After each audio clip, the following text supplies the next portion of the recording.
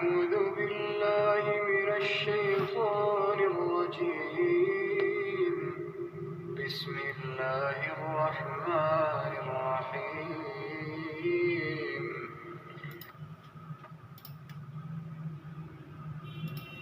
يحذر المنافقون أن تنزل عليهم سورة تنبئهم بما في قلوبهم قل استهزئوا إن الله مخرج ما تحذرون.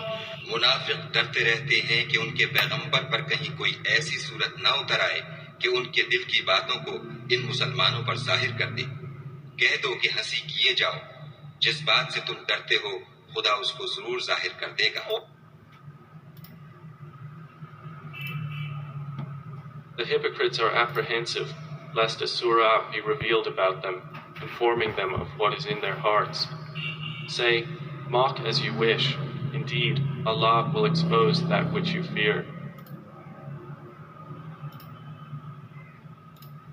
استغفر لهم أو لا تستغفر لهم إن تستغفر لهم 70 مرة فلن يغفر الله لهم ذلك بأنهم كفروا بالله ورسوله والله لا يهدي القوم الفاسقين.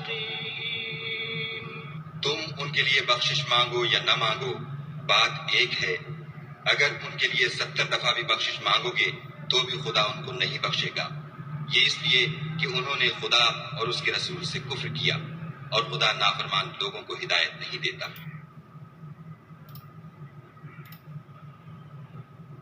Ask forgiveness for them, O Muhammad, or do not ask forgiveness for them. If you should ask forgiveness for them 70 times, never will Allah forgive them. That is because they disbelieved in Allah and His Messenger, and Allah does not guide the defiantly disobedient people. إنك لا تهدي من أحببت ولكن الله يهدي من يشاء وهو أعلم بالمهتدين. اے محمد صلی اللہ علیہ وآلہ وسلم، تم جس کو دوست رکھتے ہو اسے ہدایت نہیں کر سکتے، بلکہ خدا ہی جس کو چاہتا ہے ہدایت کرتا ہے، اور وہ ہدایت پانے والوں کو خوب جانتا ہے. Indeed, O Muhammad, you do not guide whom you like, but Allah guides whom He wills, and He is most knowing of the rightly guided. And they say, السلام علیکم ورحمۃ اللہ وبرکاتہ. اب یہ لوگ خالی انٹرسٹ، یعنی کہ جتنا ان کے پاس نالج ہوتی ہے اتنا ہی چلتے ہیں. یعنی کہ کوئی بھی آدمی زیادہ اپنے باپ دادا کو دیکھا ہوگا، اپنے بچوں کو دیکھ لے گا، زیادہ اپنے پوتوں پوتیوں کو، نواسوں کو دیکھ لے گا، اس سے آگے کوئی نہیں سوچتا. تو یہ نسل در نسل یہ لمبی ریسرچ ہے، یعنی کہ آخر تک سوچنا ہے. تو اب لوگ جو ہے وہ جہاں تک ان کا انٹرسٹ ہوتا ہے وہاں تک ساتھ چلتے ہیں، آگے دیکھتے ہیں یار ہم کو تو آگے کوئی فائدہ نہیں، وہ چلتے ہی نہیں آگے. پورا علم، پورا سوال، پورا جواب. تو یہ دنیا پلس آخرت ساتھ جوڑتے ہیں تو مکمل سوال ہے، اور اس کا مکمل جواب قرآن کے اندر ہے. جو لوگ دنیا میں سفارشوں پہ چلتے ہیں، یہ قرآن کی آیتیں آپ کے سامنے پیش کر دی ہیں. اور جو لوگ سمجھتے ہیں کہ جی اچھے ماحول سے ہدایت مل جائے گی، بغیر کچھ کرے ہوئے، بغیر علم لیے، بغیر ایمان کے، بغیر اعمال کے، بغیر کچھ محنت کیے ہوئے، تو اچھے ماحول میں جا کے اچھا ہو جائے گا، برے کے برا ہو جائے گا. تو یہ جواب آپ کے سامنے آ گیا کہ اللہ کے رسول صلی اللہ علیہ وسلم کو فرمایا 70 بار بھی بخشش مانگو گے میں منافقوں، مشرکوں کو، کافروں کو معاف نہیں کروں گا. پھر فرمایا کہ آپ جس کو دوست رکھتے ہیں اس کو ہدایت نہیں ہو سکتی، جس کو اللہ چاہتا ہے اس کو ہدایت ملتی ہے.